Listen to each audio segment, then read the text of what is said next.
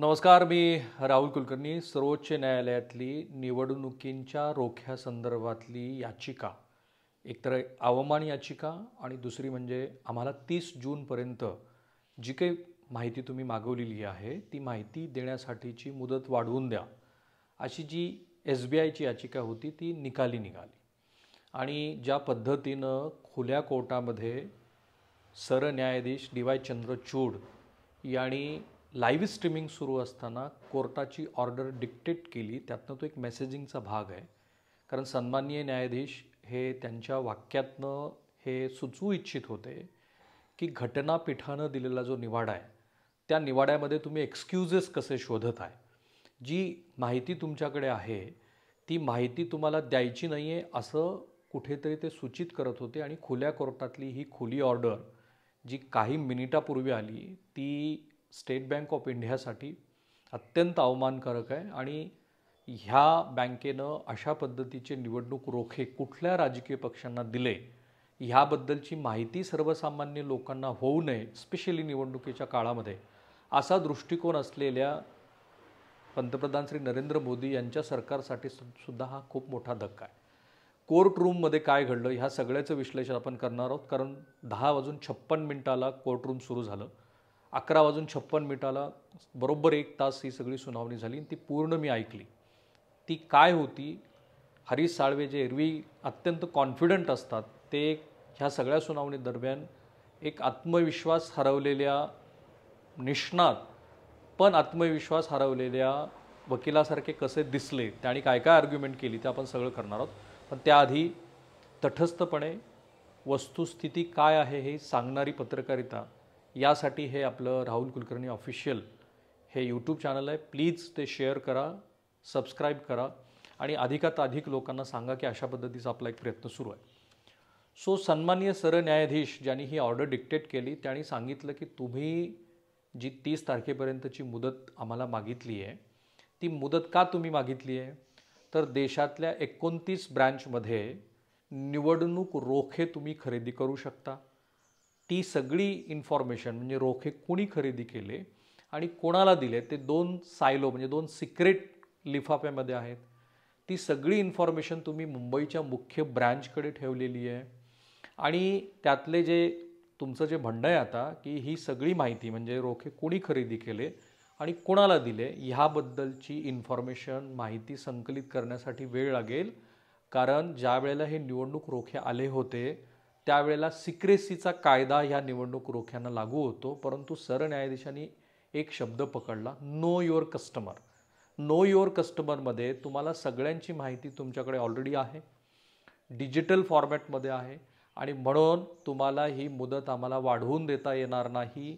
अवघ्या 24 तासाच्या आत म्हणजे उद्या 12 तारखेपर्यंत तुम्ही ही इन्फॉर्मेशन वर्किंग आवरमध्ये म्हणजे साधारणपणे 5:30 ते 6 वाजेपर्यंत तुम्ही ती डिस्क्लोज करा. निवडणूक आयोगालाही सांगितलं की 15 मार्चपर्यंत तुमच्या वेबसाईटवरती ही सगळी माहिती सांगा की ह्या देशातल्या कुठल्या कॉर्पोरेटनी कुठल्या ब्रँचमधनं कसे निवडणूक रोखे खरेदी केले आणि कुठल्या राजकीय पक्षांना ते दिले. माझ्या मते हा SBI आणि मोदी सरकारला सगळ्यात मोठा धक्का आहे. तोही तेव्हा की ज्या वेळेला हा देश आता 2024च्या निवडणुकीकडं जातो आहे.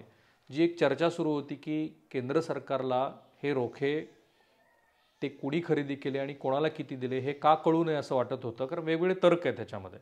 त्यातला एक तर्क असा होता की CBI, इन्कम टॅक्स आणि तत्सम संस्थांनी ज्या ज्या कंपन्यावरती धाडी टाकल्या त्यापैकी काही कंपन्यांचे हे रोखे हे भारतीय जनता पार्टीला त्याच्या माध्यमातून काही मदत मिळाली असू शकते किंवा इतर राजकीय पक्षांना सुद्धा ती मदत मिळाली असू शकते. आणखीन एक होतं जे मागच्या निकालपत्रामध्ये सरन्यायाधीश म्हणाले होते की जी कंपनी दिवाळखोरीमध्ये गेलेली आहे त्या दिवाळखोरीत म्हणजे तोट्यात असलेल्या कंपनीचे रोखे कसे खरेदी करून ते राजकीय पक्षांना देता येऊ शकतात. म्हणजे ते क्विड प्रो को, तुमचाही फायदा आणि माझाही फायदा, म्हणजे माझ्यावरती कारवाई सुरू आहे तर ती कारवाई टाळायची असेल तर ती अशा पद्धतीनं तुम्ही रोखे खरेदी करा आणि ते त्या राजकीय पक्षांना द्या. म्हणजे ह्या परिस्थितीमध्ये तर रुलिंग डिस्पेन्सेशन ऑब्व्हियसली 2014 पासून भारतीय जनता पार्टी आहे. 2017ला दिवंगत अरुण जेटली हे अर्थमंत्री असताना त्यांनी ही रोख्याची योजना आणली आणि 2024च्या आधी 2019ला हा निवाडा आला होता की ह्या रोख्या संदर्भातले सगळे तपशील हे तुम्ही जाहीर करा. आता ती वेळ 2024पर्यंत अत्यंत कसबीनं टाळली गेली होती, परंतु आता ती कसब बाजूला पडली आणि आजचा हा धक्का बसला. परंतु झालं असं की सकाळी ज्या वेळेला श्री हरीश साळवे आले त्यावेळेला त्यांनी आर्ग्युमेंट करायला सुरुवात केली. ते म्हणाले की एकच अडचण आहे की ह्यातला जो कोर बॅलन्स सिस्टीम आहे त्या कोर बॅलन्स सिस्टीममध्ये हे सगळं काही एकत्रित केलेलं नाही आहे, ते सगळं सिक्रेट आहे. फक्त बँकेतल्या काहीच लोकांना त्याबद्दलची माहिती आहे, कारण ते व्यवहार करतात. मग त्याच्यावरती चंद्रचूड साहेब असं म्हणाले की पण तुम्ही पॅरा 10 जो तुमच्याच ॲप्लिकेशनमध्ये आहे त्यात तुम्ही म्हणताय ना की डोनरची सगळी माहिती आहे. तुमच्या अर्जामध्ये तुम्ही म्हणताय की ही पण माहिती आहे, ती पण माहिती आहे, फक्त ती एकमेकांना संकलित करण्यासाठी खूप वेळ लागतो आहे. आणि तुमच्याच मुख्य ब्रँचमध्ये ती सगळी माहिती आहे, तुमच्या 29 शाखेमध्ये ती आहे, तुमच्या 29 शाखेतनं ती मुख्य ब्रँचला गेलेली आहे, मग अडचण काय? त्याच्यावरती मग हरीश साळवे म्हणाले की हे जे सगळे आहेत हे 44,000 रोखे आहेत, त्या सगळ्या 44,000 रोख्यांचे जे एकमेकांना जोडायचे तपशील आहेत ते तपशील तसे इतक्या तातडीनं जोडणं शक्य नाही आहे. आणि तुमची जी 76 पानावरची जी ऑर्डर आहे त्याच्यामध्ये तुम्ही असं म्हणताय की तारीख नाव वगैरे सांगा. आता आम्ही ही सगळी माहिती लेखी वेगळी करायचा प्रयत्न सुरू केलेला आहे, परंतु ही माहिती इतक्या तातडीनं आम्हाला देणं शक्य नाही आहे. पण चंद्रचूड नंतर असं म्हणाले की पण तुम्हीच तर सांगताय ना की ही सगळी माहिती जी आहे ती मुंबईच्या मुख्य ब्रँचमध्ये तुमच्या आहे आणि मग आम्हाला तुम्ही ही माहिती एकत्रितपणे का देत नाही? हे खूप इंटरेस्टिंग आहे, कारण आजची जी आर्ग्युमेंट झाली ती आर्ग्युमेंट 30 जूनपर्यंतची मुदत तुम्हाला का हवी आहे? कारण ती जी मुदत संपायची होती प्रत्यक्षात जाहीर करायला त्याच्या 2 दिवस आधीच SBIने हा अर्ज केला की आम्हाला 30 जूनपर्यंतची मुदत द्या. तर त्याची सगळी आर्ग्युमेंट होती. चंद्रचूड असं म्हणाले की तुम्ही म्हणताय ठीक आहे की गॉसिपिंग होऊ नये, असंही होऊ शकतं की साळवे यांचं असं मत होतं की कायदेशीर बखेडे उभे राहू शकतात, की आम्ही काही माहिती दिली प्रत्यक्षामध्ये ज्यानी तो बॉन्ड परचेस केला ती आणि ज्यानी निवडणूक राजकीय पक्षांना पात्र असलेल्या राजकीय पक्षांना रोखे दिले ते त्यांच्या नावाची जर गल्लत झाली तर मग त्याच्यामध्ये काही कायदेशीर बखेडे होऊ शकतात. त्याच्यावरती आपल्या महाराष्ट्राचे आणखीन एक न्यायाधीश श्री गवई साहेब असं म्हणाले की आपण देशातल्या सर्वोच्च न्यायालयाने तुम्हाला मागितलेली ही माहिती आहे त्याच्यातनं कसले कोर्ट कच्चे तयार होतील? तर त्याच्यावरती ते असं म्हणाले की नाही नाही तसं नाही आहे, मला असं म्हणायचं आहे की याच्यातनं अवमान याचिकाच येऊ नये. तर त्या अवमान याचिकेवरती पण पुन्हा चंद्रचूड असं म्हणाले की तुमच्याकडे एक FAQ आहे, सेपरेट KYC आहे, ती जर बघितली तर लगेच लक्षात येतं आपल्याला की कोणी ते परचेस केलेलं आहे. साळवे म्हणाले की हो सर बरोबर आहे, आमच्याकडे ते आहे. आणि मी पहिल्यांदा असं बघितलं की त्या कोर्टरूममध्ये कपिल सिब्बल आहेत, ECIचे इलेक्शन कमिशनचे पण वकील बसलेले आहेत, हरीश साळवे हे ऑनलाईन जॉईन झालेले आहेत. तर त्यांचा जो कॉन्फिडन्स आहे तोच सांगत होता की त्यांना ही केस डिफेंड करणं तसं अवघड आहे, कारण जे मुद्दे घेऊन ते येत होते त्या मुद्दे हे त्यांचा आत्मविश्वास वाढवणारे नव्हते. आणि म्हणून पुन्हा पुन्हा न्यायाधीश विचारत होते की हे सगळं सीलमध्ये आहे, ऑलरेडी इलेक्शन कमिशनकडे गेलेलं आहे, इलेक्शन कमिशननी पण आम्हाला सीलमध्ये ते दिलेलं आहे, मग असं असताना तुम्ही नवीन काय गोष्ट सांगत आहात? त्याच्यावरती साळवे म्हणाले की नाही नाही असं अजिबात नाही आहे, आमचा विश्वास आहे, पण आमच्याकडे ही पूर्ण माहिती नाही आहे, ती फिजिकल ठेवलेली आहे, ती सगळी एकत्रित करावी लागेल, कोणाला पैसे दिले ते सांगावं लागेल आणि मग त्यात राजकीय पक्षांना कुठल्या दिलेल्या आहेत त्या सगळ्यांची माहिती घ्यावी लागेल आणि मग ह्या सगळ्या गोष्टी आम्ही करू. मग त्याच्यावरती सरन्यायाधीश आणि श्री गवई पण असं म्हणाले की मग गेल्या 26 दिवसात तुम्ही काय केलं? त्याच्यावरती हरीश साळवे यांचं असं मत होतं की आम्ही एक रफ काहीतरी व्यवस्था केली आहे, आम्ही ती माहिती आणलेली आहे आणि ती माहिती आम्ही एकत्रित करू आणि त्या पद्धतीनं त्या गोष्टी करण्याचा प्रयत्न केला. त्याच्यावरती चंद्रचूड असं म्हणाले की मग तुम्ही ते शपथपत्र का नाही दिलं? गेल्या 26 दिवसामध्ये तुम्ही काय केलं ते शपथपत्र आम्हाला द्या. ऑब्व्हियसली आता ती ऑर्डरच पास झालेली असल्यामुळं सरन्यायाधीशांना अशा पद्धतीचं शपथपत्र हवं आहे का?